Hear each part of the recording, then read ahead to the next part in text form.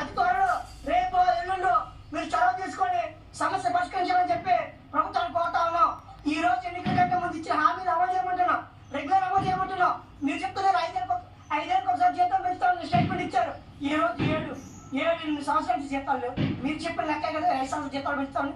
తక్షణమే మీరు చొరవ తీసుకొని అధికారులతో మాట్లాడి ఉద్యోగం న్యాయం చేయాలని చెప్పి సత్యబాబు గారిని మేము అందరం పాదయాత్రలో అడుగు అడుగున మా సమస్యను నేనున్నాను, నేను విన్నాను అని ఆ రోజు మాకు మాట ఇచ్చి సమస్యను నేను వచ్చిన 2-3 నెలల్లో పరిష్కారం చేస్తానని ఆ రోజు హామీ ఇవ్వడం జరిగింది. నేటికి 5 సంవత్సరాలు పూర్తయినా సరే మాకు ఎటువంటి సమస్య, మేము ఇచ్చినటువంటి డిమాండ్లో ఒక్క సమస్య కూడా పరిష్కారం చేయలేదు, ఒక్క పైసా కూడా వేతనం పెంచలేదు. ఈ రోజు ధరలు చూస్తే ఆకాశాన్ని అంటుతున్నాయి.